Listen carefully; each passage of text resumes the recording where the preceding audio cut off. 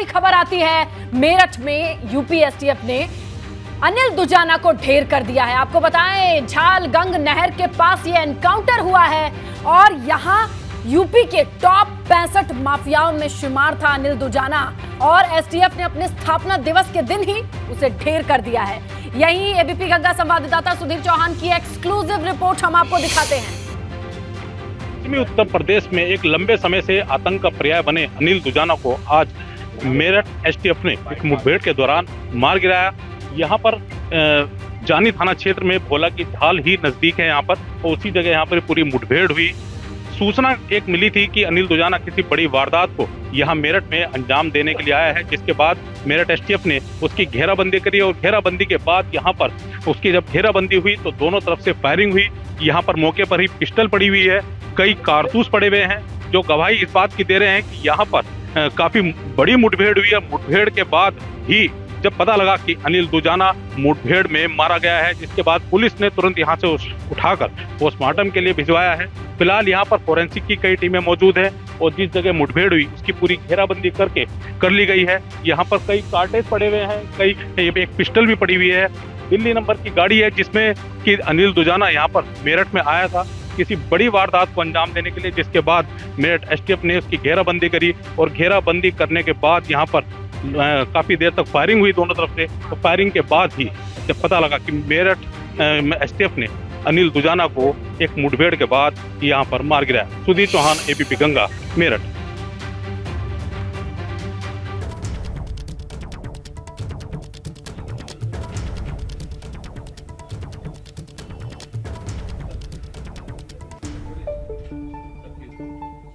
आज दिनांक 4 मई को अपराह्न लगभग 3 बजे मेरठ जनपद के जानी थाना क्षेत्र में भोला की झाल के पास एसटीएफ तथा बदमाशों के बीच मुठभेड़ हुई। ये सूचना थी कि अनिल दुजाना नामक बदमाश, जो कि अभी कुछ दिनों पहले ही जेल से छूटा था, वो अपने साथियों से मिलने बागपत से मुजफ्फरनगर जा रहा है। इस सूचना पे हमारी स्पेशल टास्क फोर्स की टीम वहाँ मौके पे लगी थी और जब एसटीएफ टीम से आमना सामना हुआ तो उसने दूसरा रास्ता बदला और वहाँ उसकी गाड़ी टकरा गई। इसके बाद से बदमाशों की तरफ से फायरिंग हुई।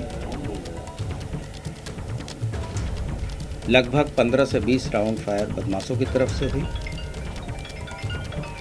प्रारंभिक सूचना के हिसाब से एसटीएफ की टीम ने भी फायरिंग की। इस फायरिंग में अनिल दुजाना घायल हुआ, जिसकी बाद में मृत्यु हो गई। उपरोक्त बदमाश के पास वो एक 4 पहिया गाड़ी में ट्रैवल कर रहा था। उसके पास से एक 32 की पिस्टल, एक 30 की पिस्टल और भारी मात्रा में कारतूस बरामद हुए हैं। अनिल दुजाना उन 66 बदमाश और माफियाओं में से एक था, जिसका चिन्हीकरण करने के उपरांत मुख्यालय और शासन स्तर से जिसकी मॉनिटरिंग लगातार की जा रही थी। उपरोक्त बदमाश के ऊपर 64 से अधिक मुकदमे थे और पिछले कुछ दिनों में जो बदमाशों और माफियाओं को सज़ा दिलाने का प्रयास किया गया था, उसमें 2 अभियोगों में इसको सज़ा भी कराई गई थी। जेल से तथा जेल से छूटने के बाद से ये एक पुनः एक फैमिली को धमकी दे रहा था, जिसके घर के 2 व्यक्तियों की हत्या यह पूर्व में ही कर चुका था।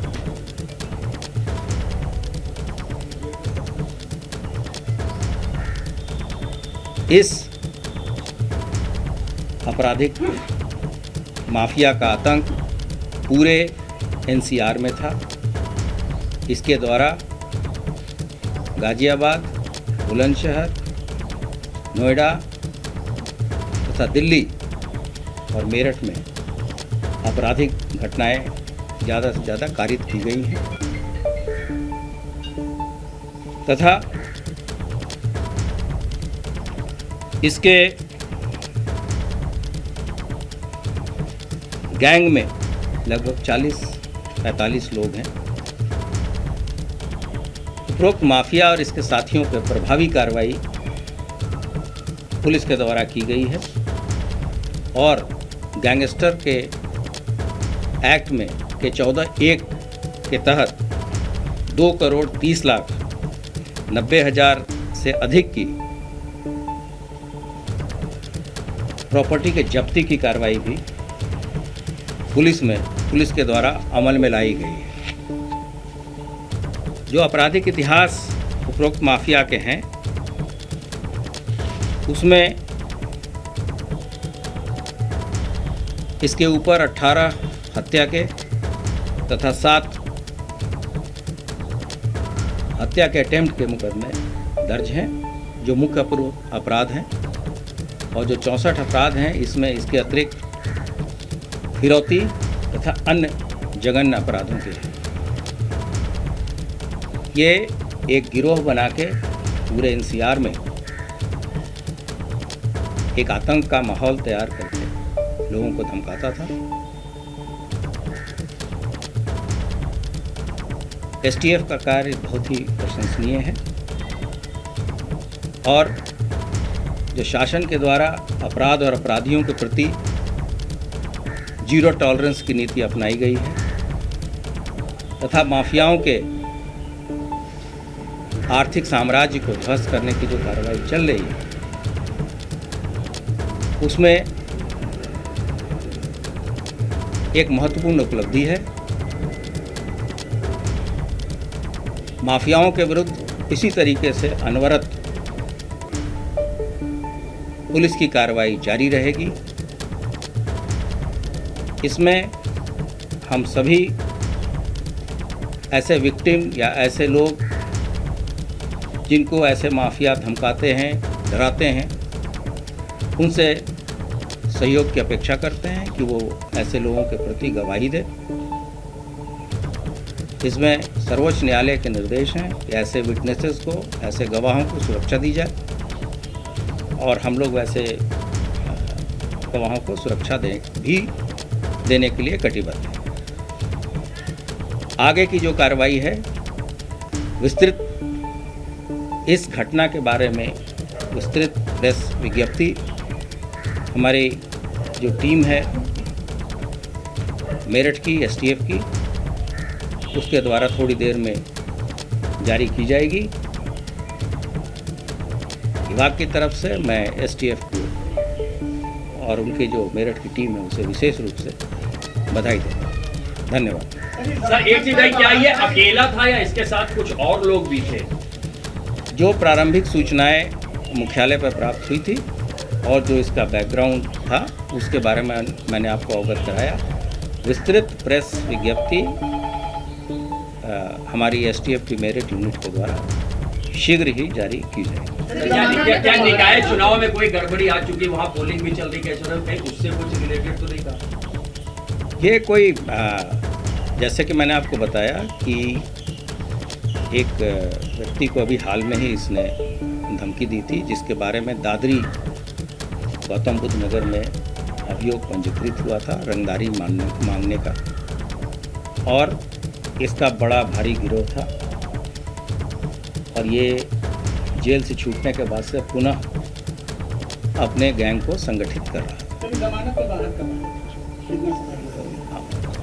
संभवतः 10 अप्रैल को ये छूटा है, लेकिन इस बदमाश को भी उत्तर प्रदेश पुलिस ने प्रॉपर गवाही और पैरवी करके सक्षम न्यायालय से सजा कराई थी।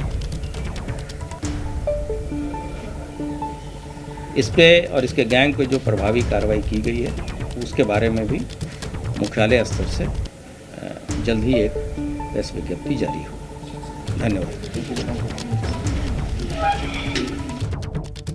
Special DG law and order Prashant Kumar को सुना, उन्होंने सारी डिटेल साझा करी और जो बाकी की डिटेल है यूपी एसटीएफ की ओर से दी जाएगी, जिसकी बारीकियों के बारे में बताएंगे। लेकिन आपको यह भी बताते चले, यूपी की टॉप 65 माफियाओं की लिस्ट में अनिल दुजाना था। अनिल दुजाना को मॉनिटर किया जा रहा था, जेल से छूटने के बाद उसे ढूंढा जा रहा था। यूपी एसटीएफ की टीम लगातार उसे खोज रही थी और ऐसे में किस तरीके से कामयाबी मिली और मेरठ से क्या ये इनपुट मिला, ये तमाम चीजों की डिटेल हम रुक करेंगे हमारे सहयोगी सनुज का।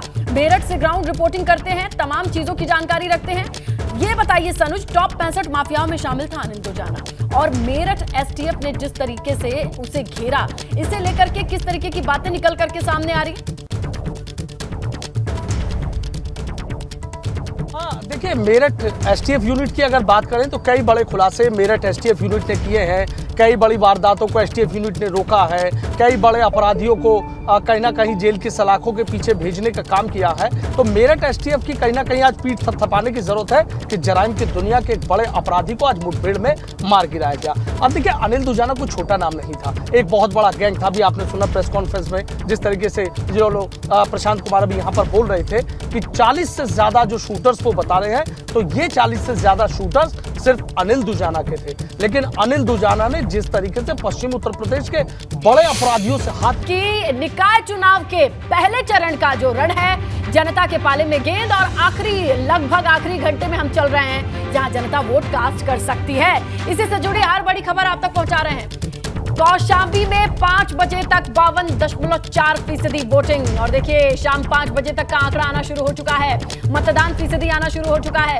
सीतापुर में 5 बजे तक 52.8% वोटिंग हुई है। ये आंकड़े आपके सामने हम रखते चले। कौशांबी में 5 बजे तक 52.4 और सीतापुर में भी इतना ही आंकड़ा सामने आ रहा है और एक एक करके ये आंकड़े हम आपके सामने रखे। इसके साथ ही आपको बताते चले कि आखिरी 45 मिनट, बड़ी खबर, आखिरी 45 मिनट बाकी निकाय चुनाव के पहले चरण में मतदान के लिए जनता के पास सिर्फ 45 मिनट का वक्त है। तमाम प्रत्याशियों की किस्मत का फैसला और आपके गली मोहल्ले की सरकार, आपके शहर की सरकार 5 साल के लिए काम करेगी आपके लिए। और ये आखिरी 45 मिनट है कि आप चयन कर लें, अपनी वरीयता बता दें, अपना सुझाव भी दें, अपना मत भी रखें, अपना वोट कास्ट करें। विजय तिलक में अब वक्त आ गया है कि ये समझे जाने कहां किसके वोटर सपोर्टर ने झूम करके वोट किया और कहां के शहरों में, जिलों में रह गए कोई पीछे। कितना परसेंट बाकी, जब 40 मिनट बाकी है आखिरी, कहां कितनी वोटिंग हुई, ये जानना बहुत निर्णायक हो जाता है, समझना बहुत जरूरी हो जाता है। इसी बीच हम आपको सबसे पहले ये बड़ी खबर बताएं कि आखिरी 40 मिनट बाकी है, लेकिन अब जानते हैं कि डिटेल्स क्या आ रही है, कहां कितना परसेंट वोटिंग हुआ है। ये समझने के लिए रुक करेंगे डेटा सेंटर का दीपा। बिल्कुल इसलिए यहाँ देखिए बहुत कम वक्त बाकी है, 40 मिनट का वक्त बचा है। कहां पर कितनी वोटिंग हुई है, लखीमपुर खीरी में जान लीजिए। नगर निकाय चुनाव में 52.17% मतदान यहाँ पर हुआ है। 5 बजे तक का ये डेटा आपके सामने है। 6 बजे वोटिंग की प्रक्रिया समाप्त हो जाएगी और जो लाइन में अब लग रहे हैं वही अपने मताधिकार का इस्तेमाल कर पाएंगे। इसके बाद आप देखिए जौनपुर जिले में 5 बजे तक नगर निकाय चुनाव में 51.19% मतदान यहाँ पर हुआ है। ठीक ठाक इसको कह सकते हैं क्योंकि यहाँ पर लगातार सुबह से लोग पहुंच रहे थे मतदान के लिए। कौशांबी में आप देख लीजिए नगर निकाय चुनाव में 52.46% मतदान यहाँ पर हुआ है और ये 5 बजे तक का डेटा है और ठीक 6 बजे वोटिंग की प्रक्रिया जो है वो खत्म हो जाएगी, समाप्त हो जाएगी। कौशांबी जिले के बाद आगे बढ़े और आपको लिए चले सीतापुर जिले में। यहाँ पर नगर निकाय चुनाव में 52.48% मतदान यहाँ पर हुआ है। ये 5 बजे तक का डेटा और कंक्लूड होकर के 6 बजे के बाद जो है वो पूरी तस्वीर साफ हो पाएगी। इसके बाद सीतापुर जिले में ही सीतापुर नगर पालिका में 40.68% मतदान यहाँ पर हुआ है। ये 5 बजे तक का डेटा है सीतापुर के नगर पालिका का। इसके बाद आगे बढ़िए सीतापुर के बिस्वा नगर पालिका में 51.21% मतदान यहाँ पर हुआ। ये डेटा सीतापुर के बिस्वा नगर पालिका का है। 5 बजे तक का ये पूरा आंकड़ा आपके सामने। और इसके बाद आगे बढ़िए लहरपुर नगर पालिका में 63.5% मतदान यहाँ पर हुआ है। ये डेटा 5 बजे तक का है। ये पूरा आंकड़ा आप देख रहे हैं लहरपुर नगर पालिका का 5 बजे तक का है। इसके बाद खैराबाद नगर पालिका में वोटिंग हुई है 60.73%। ये डेटा 5 बजे तक का है।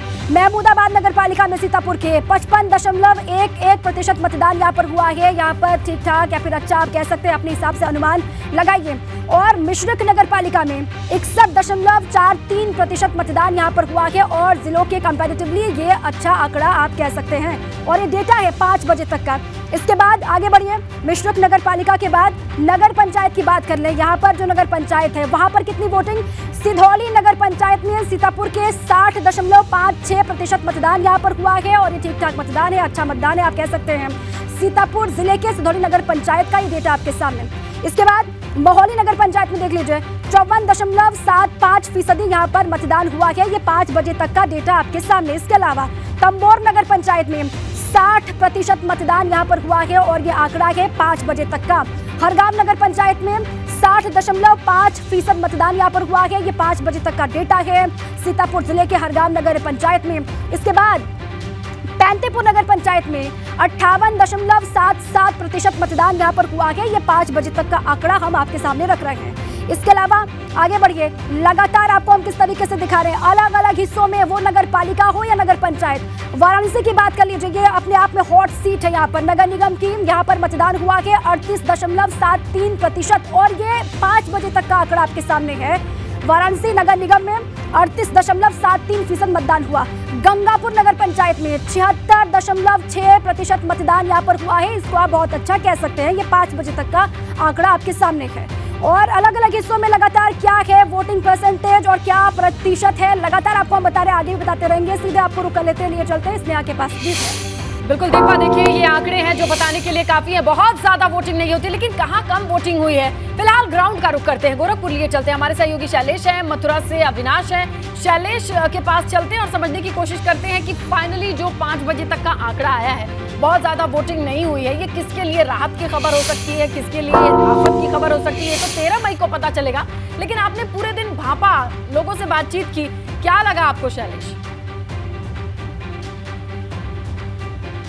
देखिए, अगर गोरखपुर की बात करें तो अभी फिलहाल 5 बजे का डाटा सामने नहीं आया। 3 बजे तक का जो डाटा था वो 29% था नगर निगम में, तो 29% वोटिंग जो है वो कोई बहुत अच्छी नहीं कही जा सकती। और जहां तक बात की जाए वोटर्स के ना निकलने की, या फिर 3 बजे तक का जो डाटा था उसके बाद जो हम फील्ड में घूम रहे थे, आपको हम नज़ारा दिखाते हैं। अभी भले कुछ ही मिनट बाकी हो, लेकिन बिल्कुल देखिए सन्नाटा पसर चुका है। यानी कोई कतार नहीं है कि कोई खड़ा हो आके अपना वोट डालना चाह रहा हो। अब ऐसा ही नज़ारा इस पूरे परिसर में, सेंट एंड्रयूज कॉलेज में हमें तो जितने भी बूथ बने वहाँ पर लगभग इसी तरह का नज़ारा दिख रहा है। जहाँ तक बात की जाए कि मतलब जो लोगों के बाहर निकलने की और यहाँ के माहौल की, तो देखिए जैसा हम पहले भी कह रहे थे कि इस बार यहाँ पर सपा और भाजपा के बीच में एक टक्कर ज़रूर मानी जा रही है। उसके पीछे 2-3 देखिए फैक्टर हैं कि यहाँ पर जो नए वार्ड जुड़े उनमें लगभग बताया जाता है कि 9 वार्ड ऐसे हैं जो निषाद वोटर जहाँ पर बहुत ज़्यादा है। और ऐसे अगर हम देखते हैं कि निषाद वोटर अगर निषाद समाज के कैंडिडेट की तरफ रुझान दिखाता है, तो जाहिर सी बात है कि समाजवादी पार्टी की जो कैंडिडेट हैं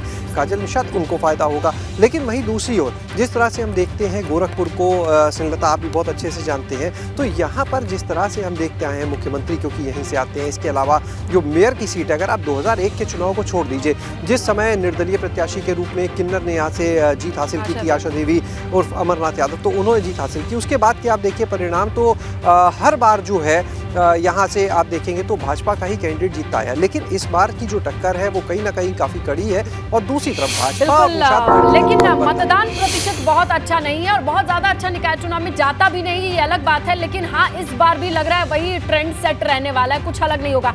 कहां पर कितना फीसद मतदान अभी तक हुआ है? 5 बजे तक का डेटा लगातार आपको हम दिखा रहे हैं। और देखिए 37 जिलों का ताजा अपडेट आपके सामने है। जौनपुर में 51.29% मतदान यहाँ पर हुआ है। उन्नाव में 56.6% मतदान हुआ। इसके अलावा लखीमपुर खीरी में आप देख रहे हैं 52.17% मतदान यहाँ पर हुआ है। कौशाम्बी में 52.46% मतदान हुआ। झांसी में लगभग 50% के आसपास है। सीतापुर में 52.48% मतदान हुआ है। इसके अलावा महाराजगंज में 62.13% मतदान हुआ। और श्रावस्ती में आप देख पा रहे हैं लगभग 59% मतदान यहाँ पर हुआ है। जौनपुर में 51.29% मतदान यहाँ पर हुआ है। और कहां पर अच्छा मतदान हुआ, कहां पर ठीक ठाक है, उसका आकलन इस टैली को देख करके, इस ग्राफिक्स को देख करके आप कर सकते हैं। एक बार फिर से आपको लिए चले स्टूडियो स्नेहता के पास। जी स्नेहा। बिल्कुल दीपा, और यहाँ से सीधा रुख करते हैं मथुरा का हमारे सहयोगी अविनाश खड़े हैं, उनसे जानकारी लेते हैं कि पूरे दिन की रिपोर्ट क्या रही मथुरा की, और जिस तरीके से लोगों ने मतदान किया, क्या वो उत्साहजनक रहा, एवरेज रहा, क्या कुछ चीजें सामने आ रही है अविनाश? देखिए स्नेहलता, अगर बात करें जिस तरीके से लोगों ने मतदान किया है उससे हम लोग अभी एवरेज ही कह सकते हैं, क्योंकि जो 3 बजे तक का मत प्रतिशत है वो 52.3% का जो मत प्रतिशत है वो निकल के आया है। अभी भी अगर बात करें तो आधे घंटे बचे हैं और पोलिंग बूथ पे अब एक आध लोग ही नजर आ रहे हैं, चूंकि अगर बात करें तो सिर्फ आधे घंटे का समय बचा है। जिसको मत का प्रयोग करना था वो मत का प्रयोग तकरीबन कर चुका है, और अभी भी लेकिन कुछ लोग हैं जो पोलिंग बूथ की ओर आ रहे हैं और लगातार अपने मतों का प्रयोग कर रहे हैं। मथुरा जिले की अगर बात करें तो एक नगर निगम है और इसके अलावा अगर बात करें तो एक नगर पालिका परिषद है और 13 नगर पंचायत है जिनके लिए आज मतदान हो रहा है। और यहाँ पे अगर वीवीआईपी वोटर की बात करें तो जिस तरीके से यहाँ से विधायक श्रीकांत शर्मा, उनके वोट भी निकाय चुनाव में नहीं है चूंकि वो ग्रामीण इलाके से आते हैं। इसके अलावा सांसद हेमा मालिनी का भी वोट यहाँ से नहीं है, लेकिन जो तमाम सारे प्रत्याशी है वो अपनी जी जान से लगे हैं और बीजेपी ने भी यहाँ पे जमकर प्रचार किया, तमाम से राजनीतिक पार्टियों ने भी जमकर प्रचार किया और तमाम सारे जो उम्मीदवार है उनके अब कहीं ना कहीं भाग्य के जो मत हैं वो अब कैद होने वाले हैं अगले आधे घंटे में। लगातार यहाँ पे अभी भी कई सारे जो पोलिंग स्टेशन है वहाँ पे देखा जा रहा है कि कुछ लोग निकल करके आ रहे हैं और मत डाल रहे हैं। हालांकि अगर बात करें तो मथुरा नगर निगम में बड़ा दिलचस्प वाकया भी देखने को मिला है कि समाजवादी पार्टी का जो आधिकारिक कैंडिडेट है उसे यहाँ पे जिला की जो संगठन है वो सपोर्ट नहीं कर रहा है, कांग्रेस का जो आधिकारिक कैंडिडेट है उसे भी नहीं सपोर्ट किया जा रहा है। इसके बकाए जो निर्दलीय प्रत्याशी है राजकुमार रावत, उसे समाजवादी पार्टी और कांग्रेस दोनों सपोर्ट कर रही है। तो अब देखना है कि जितनी दिलचस्प लड़ाई है मथुरा नगर निगम की, क्या नतीजे इसके निकल के आते हैं 13 मई को। वहीं अगर बात करें तो 13 नगर पंचायत है और जिस तरीके से मथुरा धार्मिक नगरी है, सभी जगह एक ही मुद्दा है कि जो पर्यटन है धार्मिक उसको बढ़ावा मिले, ट्रैफिक से निजात मिले, बंदरों की समस्याएं हैं इससे निजात मिले, और इसके साथ साथ जो अगली यानी कि जो अगली सरकार बने नगर पंचायत में, नगर निकाय में, वो जनता के लिए कार्य करे, चाहे वो पानी की बात हो, चाहे फिर तमाम से जो अन्य समस्याएं हैं उसको लेकर के बात हो। तो तमाम सारे उम्मीदवारों को जो किस्मत का फैसला है वो अगले आधे घंटे के बाद मत पेटिका में और ईवीएम में कैद हो जाएगा, जिसका नतीजा अब 13 मई को ही निकलकर सामने आएगा। बिल्कुल अविनाश, ये फैसला तो 13 तारीख को होना है, लेकिन किस्मत लगभग तय कर देती है जनता जनार्दन अपने वोट के हथियार से, जिसका इस्तेमाल जितने लोगों ने करना था लगभग कर चुके हैं। आखिरी 31 मिनट बाकी है, ऐसे में जिस तरीके का माहौल आप दिखा रहे हैं, आपके कैमरा सहयोगी दिखा रहे हैं, लगता नहीं है कि इसमें बहुत ज्यादा उछाल होने वाला है। एवरेज वोटिंग ही रही है मथुरा की, जैसा कि आपने बता रहे हैं। शांतिपूर्ण रहा मतदान, कहीं छिटपुट जैसे फर्जी मतदान की खबरें कई जगह से आई हैं। ब्रज क्षेत्र का, मथुरा क्षेत्र का क्या हिसाब किताब है अविनाश? देखिए अगर बात करें तो मथुरा क्षेत्र से फर्जी वोटिंग की जो है सूचनाएं नहीं आई, लेकिन एक जगह पर झड़प देखने को मिली समाजवादी पार्टी के कार्यकर्ताओं और इसके अलावा आम आदमी पार्टी के कार्यकर्ताओं को, लेकिन काफ़ी मामूली झड़प थी। वो अगर बात करें तो वोटिंग को लेकर के वो झड़प हुई थी कि वोट देने को लेकर के झड़प हुई थी, जिसको समय रहते हुए पुलिस प्रशासन ने शांत के लिए, बाकी पूरी तरीके से शांतिपूर्ण तरीके से मतदान रहा। मथुरा जनपद में कहीं पर भी ईवीएम की कोई खराबी की समस्या नहीं आई। इसके अलावा अगर बात करें तो कहीं पर भी इस तरीके से कोई झड़प की सूचना नहीं आई निकल कर। लेकिन जिस तरीके से अगर बात करें तो तमाम सारे जो लोग हैं, ज़्यादातर स्थानीय जो लोग हैं, जब उनसे हम बातचीत कर रहे थे तो उनकी एक जो सबसे बड़ी समस्या थी उनका यही कहना था कि मथुरा के अंदर ट्रैफिक की जो समस्या है वो काफ़ी बड़ी है और इसके अलावा बंदरों की समस्या सबसे ज़्यादा है, जिसको लेकर के तमाम सारे लोग लगातार अपनी बातें रख रहे थे और यही उम्मीद कर रहे थे कि जो अगला उनका जनप्रतिनिधि यहाँ से बने, चाहे वो नगर पंचायत के चेयरमैन बने या फिर नगर निगम का मेयर बने, वो सबसे पहले इन्हीं 2 विषयों पर ध्यान दे कि बंदरों से यहाँ पे लोगों को निजात मिले और इसके अलावा जो ट्रैफिक की व्यवस्था है उससे निजात मिले। एक बार फिर से पोलिंग स्टेशन आपको दिखा देते हैं लगातार यहाँ से। बिल्कुल अविनाश, देखिए अब यहाँ के लोकल मुद्दे हावी होते हैं, कैंडिडेट का चेहरा हावी होता है, या किसी पार्टी सिंबल पर लोग जाते हैं, या राष्ट्रीय मुद्दों के हिसाब से वोट करते हैं। ये सब कुछ देखना बहुत दिलचस्प होगा। जैसा कि आप बता रहे हैं, 2 अहम मुद्दों के बावजूद जनता चुनती किसे है ये देखना होगा। राजधानी लखनऊ से अनुभव जुड़ चुके हैं हमारे सहयोगी। अनुभव, आप कहां पर मौजूद हैं, क्या कुछ देख पा रहे हैं? आज के दिन की पूरी रिपोर्ट क्या कहती है? देखिए हम जोन 1 में मौजूद हैं। लखनऊ नगर निगम कुल 8 जोन में बटा हुआ है। हम अलग अलग जोन में गए और अभी हम जोन नंबर 1 में मौजूद हैं और ये नगर निगम की ही बिल्डिंग है जहाँ पर हम मौजूद हैं, नगर निगम ऑफिस ही है। यहाँ पर भी ये मतदान केंद्र बनाया गया है और देखिए जो बात हमने पहले कही कि बहुत हम कहें लोगों का जो रुख है वो बहुत फीका रहा है इस चुनाव को लेकर। अब आप इसी पोलिंग बूथ की बात करिए, 1046 वोट है, उसमें से केवल 221 वोट पड़े, यानी लगभग 20% वोट हुआ है यहाँ पर। इस बूथ की अगर बात करें, बूथ संख्या 817 जो है उसके बगल में 818 है, वहाँ पर भी इसी तरीके से 240 वोट पड़े। तो लोग जो है वो शहर की सरकार चुनने के लिए पहुँचे हैं और ये केवल ऐसा नहीं कि जहां हम अभी पहुंचे हैं केवल यहाँ के ये हाल है, बल्कि ज़्यादातर जगहों पर। हाँ, ये ज़रूर है कि दोपहर के वक्त यानी 3 साढ़े 3 बजे के बाद थोड़ी भीड़ ज़रूर हमें देखने को मिली थी, या फिर सुबह के वक्त जो है 9 बजे तक लोग पहुँचे थे पोलिंग बूथ पर। उसके अलावा बाकी ज़्यादातर जगहों पर हर वक्त जो है वो सन्नाटा ही रहा, यानी वोटर आ नहीं रहा है, उसका इंटरेस्ट नहीं शादी ऐसा चुनाव क्यों में रहा वोट देने अनुभव? का। देखिए और ये मौसम कहीं ना कहीं एक वजह चिंता होता की बात मई की है। गर्मी होती, तपती धूप होती, 2 दिन से तो ऐसी बारिश हुई, मौसम ठंडक की, आज की धूप भी उतनी तेज और तीखी नहीं थी जितनी अमूमन मई में होती है। मौसम ठीक रहा, सारी व्यवस्थाएं ठीक रही, वजह क्या हो सकती है कि बिल्कुल लोग निकले नहीं? देखिए बिल्कुल, क्योंकि कल तो बारिश हो रही थी लखनऊ में, और आप देखिए आज भी मौसम खुशगवार था, लेकिन उसके बावजूद भी लोग नहीं निकले अगर वोट देने के लिए, तो यही माना जाएगा कि शायद तो लोगों का, हम कहें कि इस चुनाव में इतना इंटरेस्ट दिखा नहीं। अब किस वजह से नहीं दिखा, क्या प्रशासन लोगों को बताने में कहीं ना कहीं फेल हो गया कि भाई चुनाव में आइए वोट डालिए? वोट डालना सबका अधिकार है, कर्तव्य है, लेकिन उसके बावजूद भी लोग अगर वोट डालने नहीं आ रहे हैं तो इस पर भी कहीं ना कहीं एक चिंतनीय बात है। और बार बार हमने देखा है, चाहे वो निर्वाचन आयोग हो, अन्य लोग हों, वो यही कहते हैं कि हम तो एक ड्राइव चलाएंगे कि लोग पहुँचे वोट डालें। पर लखनऊ के अगर ट्रेंड की बात कर लें तो यहाँ पर जब भी निकाय के चुनाव हुए, नगर निगम के चुनाव हुए, वोटिंग परसेंटेज हमेशा कम रहा है, 32%, 33%, 34, 35 इसी के आसपास रहा है। और इस बार भी हमने देखा कि 3 बजे तक तो केवल 28% ही वोटिंग हुई। वैसे अनुभव, ये पुराना ट्रेंड रहा है कि जहाँ कहीं विकास प्राधिकरण होते हैं वहाँ की जनता सोचती है ठीक है, शायद हो सकता है एक एंगल हो कि उनके विकास के लिए तो कई बॉडीज काम कर रही हैं, आराम से वो इतना गंभीरता से ना लेती हूँ, आखिर कुछ ना कुछ कंक्लूजन तो हमें ड्रॉ करना ही पड़ेगा ना। इतनी कम परसेंटेज वोटिंग और इससे ज्यादा होती भी नहीं आई है, ये एक वजह हो सकती है। लेकिन इसी बीच उबैदुर रहमान का रुख कर लेते हैं, वो पूरे मुरादाबाद मंडल की जानकारी लेकर के पेश हुए हैं, उनसे जाने समझे मुरादाबाद में कहां पर मौजूद हैं उबैदुर, और आज के पूरे दिन की रिपोर्ट क्या कहती है।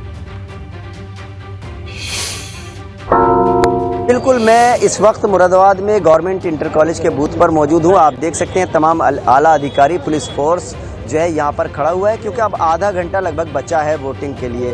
तो जैसे ही 6 बजेंगे मतदान जो है वो रुक जाएगा। आपको हम दिखाना चाहेंगे तस्वीरें। अभी तक जो 59% मतदान हुआ है मुरादाबाद जनपद में, आपको हम तस्वीरें दिखाना चाहेंगे कि काफ़ी लोग जो हैं जो मतदान करने आए हैं या कर चुके हैं, उनकी भीड़ है यहाँ पर। और आखिरी घंटे में भी जो है मतदान करने के लिए लोग काफ़ी अच्छी तादाद में आ रहे हैं। और यहाँ कोई रुकावट थी उबैदुर? ऐसा कहीं नहीं और दिख रहा है अभी बाकी जितने सहयोगियों के कैमरे से। देखिए बड़ा बूथ है ये गवर्नमेंट, बिल्कुल यहाँ पर जो बड़ा बूथ है, यहाँ पोलिंग स्टेशन काफ़ी बड़ा है, और ये गवर्नमेंट इंटर कॉलेज जो है बीच में शहर में है, पुरानी आबादी में है, तो मतदाता काफ़ी बड़ी तादाद में निकले हैं। इसलिए पुलिस फोर्स और आला अधिकारी, एसपी सिटी, एडीएम सिटी मौके पर यहाँ मौजूद हैं, और जो बीएसएफ के जवान हैं वो भी मौजूद हैं। जी बिल्कुल, अभी कुछ देर बाद ही मतदान ख़त्म हो जाएगा, तो जाहिर सी बात है पुलिस जो है उसके बाद सख्ती करना शुरू कर देगी। लेकिन अभी क्योंकि मतदान चल रहा है, जो लोग आ रहे हैं उनकी पहचान की जा रही है, अगर वो प्रॉपर वोटर हैं तो उन्हें वोट डालने की इजाज़त दी जा रही है। और मतदान प्रतिशत की अगर बात करें तो 59 अब तक हो चुका है 5 बजे तक, तो जाहिर सी बात है 60-62% के आसपास तो कम से कम मतदान पहुंच ही जाएगा। देखिए निकाय चुनाव के लिहाज से मुरादाबाद के वोटिंग परसेंटेज खुद देख के कहा जा सकता है कि ठीक है, एवरेज है, एवरेज से ठीक ठाक ही है। और जिस तरीके की भीड़ दिखाई दे रही है, अभी भी इन लोगों को वोट कास्ट करना है, यानी आंकड़े बदलेंगे जो आप बता रहे हो उबैदुर। विजय तिलक अब बस इस कगार पर है, मतदान की आखिरी काउंटडाउन शुरू हो चुका है। विजय तिलक किसका होना है? जनता जनार्दन ने अपना मत पेटी में तो कहीं ईवीएम में कैद कर दिया है। और अब से कुछ ही मिनटों के बाद वोटिंग खत्म हो जाएगी, काउंटडाउन शुरू हो चुका है। सभी पोलिंग बूथ पर शाम 6 बजे के बाद वोट नहीं कर पाएंगे मतदाता, ये 6 बजे तक की मियाद खत्म हो जाएगी। चलिए इस खबर पर मेरी सहयोगी दीपा भी बनी हुई है, ओवर टू यू दीपा। लगातार देखिए, हम दर्शकों को बता भी रहे हैं वक्त बहुत कम है, मताधिकार का इस्तेमाल करना है तो कर लीजिए, उसके बाद वक्त हाथ से निकल जाएगा। देखिए कहां पर कितना वोट अभी तक हुआ है, 37 जिलों का ताजा अपडेट है। जौनपुर में 51.29% मतदान हुआ है, उन्नाव में 56.6 के आसपास वोटिंग हुई है, लखीमपुर खीरी में 52.17% मतदान हुआ है, कौशाम्बी में 52% हुआ है, झांसी में 49% हुआ है, सीतापुर की भी आप देख रहे हैं, गोंडा में 61 है, शामली में 63 है, प्रयागराज में 33, मुरादाबाद में 59, मैनपुरी में 60, रायबरेली में 48, कुशीनगर में 58 और फतेहपुर में 52, बहराइच में 49% मतदान हुआ है। ये 37 जिले और 10 नगर निगम 9 मंडलों का पूरा डेटा आपको लगातार हम बता रहे हैं कहां पर कितना फीसद मतदान अभी तक हुआ है। चूंकि 6 बजने को है, जैसे ही 6 बजेंगे, ठीक 6 बजे वोटिंग की प्रक्रिया समाप्त हो जाएगी। 37 जिलों में कहां पर वोटिंग, उसका पूरा डेटा। ललितपुर में 56, आगरा में 50, जौनपुर में 51, उन्नाव में 56 और लखीमपुर खीरी में 52, कौशाम्बी में भी 52 है और झांसी में 49 है, लगभग 50 के आसपास। सीतापुर में 52 और महाराजगंज में 62.13% मतदान यहाँ पर हुआ है। 37 जिलों का एक डेटा आपके सामने। एक बार फिर से स्नेहा का रुख कर लेते हैं। जी स्नेहा।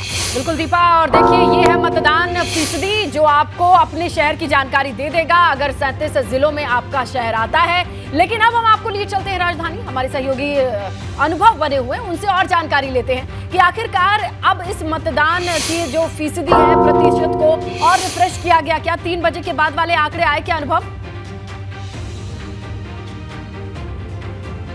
देखिए 3 बजे के बाद के आंकड़े अभी फिलहाल लखनऊ के नहीं आए हैं कि कितनी यहाँ पर वोटिंग हुई है, लेकिन ये ज़रूर है कि 28.96% 3 बजे तक आंकड़े थे, तो माना जा रहा है कि उसमें 4 से 5% का इजाफा ज़रूर हुआ होगा। और फिर जब अगर हम बात करें कि जब 6 बज जाएगा, यानी क्योंकि अभी जो यहाँ पर आप देखिए 4-5 लोग आपको ज़रूर नज़र आ जाएंगे जो फ़िलहाल जब बिल्कुल आखिरी वक्त जब है वोटिंग का उस समय पहुँचे हुए हैं। कुछ लोग देखिए ज़रूर लाइन में लग गए हैं और जो भीतर लोग हैं जो मतदान के काम में लगे हुए हैं, मतदान करा रहे हैं, जो चुनाव कर्मी हैं, उन्होंने यही कहा कि भाई अगर जो भी लोग आ जाएंगे 6 बजे तक वो तो वोट डाल पाएंगे, उन्हें हम अलाउ करेंगे, वो लोग वहाँ पर वोट डाल पाएंगे, लेकिन उसके बाद जब कोई आएगा तो वो वोट नहीं डाल पाएगा। और अब बिल्कुल हम कहें 10 से 15 मिनट का ही वक्त बचा है, तो ऐसे में यहाँ पर ये जो पोलिंग सेंटर है जहाँ पर हम मौजूद हैं इस वक्त, ये जोन नंबर 1 है और यहाँ आप देखिए अब तैयारी भी हो गई है क्योंकि इसके बाद ईवीएम को सील किया जाएगा। बिल्कुल अनुभव, अब आखिरी का 10 मिनट है, भूले भटके भी जो लोग आए उन्हें वोट करने का मौका दिया जाएगा। इसी बीच बड़ी खबर मिल रही है, विधान परिषद की 2 सीट खाली और इसकी अधिसूचना जारी हो चुकी है। 2 सीटों पर होने वाले चुनाव की तारीखों का ऐलान 29 मई को विधान परिषद की दोनों सीटों पर वोटिंग होनी है। बनवारी लाल के निधन से खाली हुई एक सीट, लक्ष्मण प्रसाद आचार्य को गवर्नर बनाए जाने के बाद एक सीट खाली हुई और इन दोनों ही सीटों पर मतदान की तारीख आ चुकी है 29 मई।